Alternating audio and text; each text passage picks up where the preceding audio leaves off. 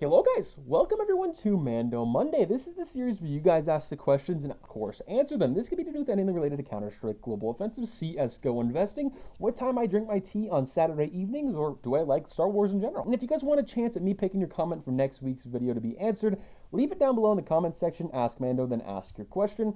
I'm sorry I can't get to everyone's. This series has been a lot more popular than I really ever intended it for. And before we go any further, I want to give you guys some updates of what's going on with me right. So the past 2 weeks, I've been kind of taking a hiatus from CSGO. Not videos specifically, but I've been just spending more time for me and my family recently. I've been not really playing any CS. I've been playing Fortnite Zero Build, which is there's no building in Fortnite, and that's actually one of my favorite battle royales, if not my favorite of all time. And I also recently beat Lego Star Wars The Skywalker Saga. And with Lego in general, I've been starting up my Lego channel once again, which I actually started up 6 to 7 months ago. And what happened with that was I made a few videos and they actually popped off with over almost 10,000 views on one video, and then the rest is almost 20 or 30,000 views across the entire channel. And I came back a few months later, and that's where we're kind of leaving off from there. So we're trying to restart that channel over there more as a hobby than anything else. Also would like to branch out my brand a little more. Now speaking of brand, this video wouldn't be possible without our sponsor over there at Skins Monkey. Hi you, yes you. Would you like to get $5 for free for your first trade? Just use skinsmonkey.com and get your extra skins. See description below to enjoy the special promotion and receive 5% cashback for trading your CSGO skins. Now, hopping on into the questions, our first question up here from Lewis. He says, do you think prices for skins will dip again like last October? I need to purchase some gloves and some skins. I think anybody in the community would obviously say yes to this, but there's a few reasons why I think it might and why I think it would. So recently we've been having an operation and usually some sort of major, especially this year, look at Broken Fang and RMR, right? You had a sticker capsule, and then it was kind of just drifting off from there, right? There's not a whole lot going on, especially with the Broken Fang season. And that's where we kind of left off into RIPTIDE. And it kind of happened the same way, right? As we even saw back in Shattered Web. There's always usually a dip after the summer. So usually there's this so-called summer hype, which I believe in. I've recently sold a lot of my investments. I don't know if I'm going to make a video on. I've sold some of my capsules, especially RMR. I sold all my RMR capsules recently when they kind of hit an all-time high at like 21, 22 cents on the market. And then also some Chroma cases. I had some Chroma 2s that I still left over, and Chroma 3s I ended up selling, as well as some Stockholm stuff, which I replan on buying during the summer sale or later this year before 2023, because I do believe Stockholm to be a really good investment for the long term. But to answer your question, I do think prices are going to dip probably September, October, November, the later months of this year, probably early next year. But it really depends on all these updates, right? If we keep getting consistent updates with more content here and there, I don't really know if anything will happen, because it's going to keep players engaged, keep wanting to buy things. But you also have to think about not everyone has disposable income just to throw at skins and new stickers that come out. So most likely, yes. Our next question up from Austin Dash. He says, ask Mando, what do you think about the M4A1S Masterpiece? The regular version in minimum wear, I actually don't mind. It's about 170 bucks right now and has been climbing up in price. It's March 17th. It's actually grown from 116 now to almost 170. It seems to be a lot of M4A1S skins are still growing up in price, so some of these could be very profitable for a lot of people. Now, the skin itself, I think, looks like absolute trash, but some people really, really like it. I'm just not one to really like it and never really have, and probably never will. But this skin, I think in the next few months, if you can find it for, I would say 30 to 40% under market price that it's on right now for Steam on a third-party website in the next month, I think it's going to be a decent pickup for a lot of people. Our next question up here from Joshua, he says, don't overlook the Broken Fang agents. Some have gone up a ton from $4 to $9 in the past few weeks. And yeah, I do completely agree with the agents going up quite a bit. I've seen some of the Broken Fang ones and some of the RIPTIDE ones go up quite a bit as recently. The Sir Bloody Darrells from Operation Broken Fang went up a lot recently, and I think that was just due to supply and demand. People didn't really want the new ones, and that's kind of what we saw with Shattered Web too. As soon as that operation ended, people wanted to go to those once they became more popular, because those weren't really socially, I would say, accepted too much when they first came out. They were kind of like gloves when they first came out in CSGO. But it seems to be now agents are becoming a really norm thing, but I wouldn't say investing a whole bunch into them is the greatest idea, because it's once again supply and demand. I don't think the demand for them is as much as what they're going for. Like, I don't think 1,000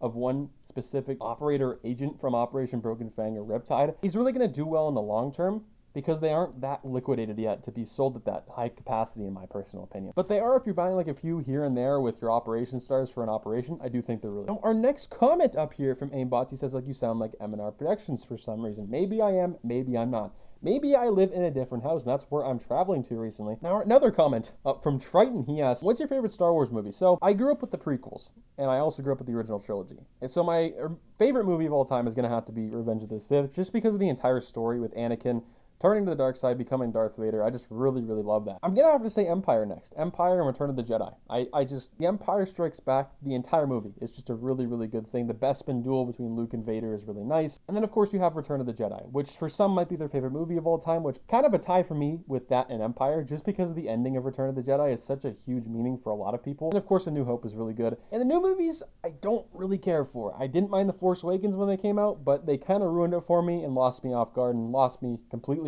after The Last Jedi with what they did with Luke. I just don't really care about them. They've kind of just ruined that completely for me, and the hype they got for The Force Awakens and those movies when they first came out back in 2015, they will never, Star Wars and Disney, probably any franchise ever, will ever see that type of hype for a movie ever again. The hype for it, the branding for it, the amount of commercials that was, on for that movie was insane. The amount of branding and promotional stuff they put out, right, was over, I think, $1 billion in just promotional stuff. And it worked out for them, but they ruined it for a lot of people. Now, our next comment or question up from James Negan, he says, clutch remove next. And I have to simply disagree with this. I think there's a possibility of it, but I just don't think it's very likely. One, it's Valve's most open case in CSGO, so that means moolah, and they're going to bring in the most amount of money possible out of any other case, which is pretty interesting. And I think it's going to be the Fracture case, right? The Fracture case is at least opened of the entire active duty drop pool cases. The Fracture case also is the case, which I think we're going to get new knives for. So the Chroma finishes, I think, are going to go in the Fracture knives, which we have been talking about for a very long time. Jesus did a video on this. Some other people did a video on it. I've done a video talking about which case I think is going to get removed next, and same with Master Shiny. So I just don't really see a logical outcome of that happening in the next, I would say, 6 months, to be honest. Until this case goes down and people opening it and the sales for it, I don't see it getting removed, just solely because it's a money. Now, our next question up from No Lurky Guy, he says, should I keep my Gamma 2s? Now, I'm specifically selling a lot of my cases right now just because of how much they have gone up, and if you haven't sold them already, I would. Cases right now have been really, really volatile, especially the active duty ones. I know this isn't active duty anymore, but these cases are going up like crazy. You're seeing things like the RIPTIDE case, which isn't active duty, but it's considered to be a really, in my opinion, lower tier case. It's a lot higher right now than it is. It's really, really inflated due to the newer cases in CS. The Dreams and Nightmares, the Broken Fang case is up quite a bit. The Chroma 3 was up a lot. Every case in the game was literally up and still is up quite a bit, and I think it will continue to go through obviously the summer hype in CSGO, but I would specifically, if you want to play it safe, I would go now. And you also have to remember, if you want to profit in CS, you have to cash out. I always see people saying, yeah, I made $1,500 today on my portfolio because if stickers or new knives or whatever went up in CSGO, or older ones for a new website like UPin, for an example, but then 3 weeks later it goes back down in price, you lose all that income. So you make sure you have to sell every once in a while if you want that profit. Another comment up here from James Negan, he says CS10 Anniversary case, and I actually think this is a really possible thing right here. This could also be the outcome of the next case that comes out. Do I think it's going to happen? Probably not, and if you guys are unfamiliar with what this is, CSGO's anniversary is coming here very, very soon. The 10th anniversary, to be in fact, since CSGO was released. And 20 years was for CS20. That's why it's called the CS20 case, 20 years of Counter-Strike. I think this case is a possibility. We could get Chroma finishes, for example, on the classic knives. I just don't really see it happen. I could see a case like this happening, but I don't know if the classic knife is going to get added into this, because just solely based on the fact that these knives are so unpopular and the case itself is very unpopular, it hasn't gone up a whole lot. The skins in it are alright. The Op Wildfire is nice, but that's really the only good thing about that case in my personal opinion. So just based on the popularity standpoint, I don't think it's coming out, but Valve always likes to do things that we don't like and necessarily agree with. Now, our next question up here from Jay, he says, love your videos, Luke. Thank you very much, my guy. What are your thoughts on the 2014 Cologne Vox Holo? I know it may not be able to compete with the Dignitas Holo from that year specifically, but I picked up a Vox Holo for this year for $140 in Australian. Cheers. So the Vox Holo, I think I can relate this to some other stickers in the game, and that's going to be the iBuyPower stickers. And just hear me out before we go into this little spiel here. This sticker, you're exactly right. It's not going to be as expensive or near expensive, in my personal opinion, in the future as the Dignitas Holo from 2014 for Katowice, or especially Cologne, which we are talking about. Now, the Cologne, just to give you guys a perspective, it's $600 in the Steam market, and the Vox is only $124, which is, it's not the greatest, but it's all right. And the reason the Dignitas one is up so much and people like it a lot, because it's very, very similar to the Katowice 2014 one, meaning it kind of took what the 2014 sticker had that was really, really good from Katowice and kind of just slapped it on a circular sticker. And Vox kind of does the exact same thing, but the holo effects aren't really there. It's on the outside of it, right? So that's the problem I think a lot of people have with this sticker, or else it would be very, very popular. That's kind of why the Katowice 2015 version of it is the most expensive out of those specifically. And the reason I can relate this to the iBuyPower stickers for any year specifically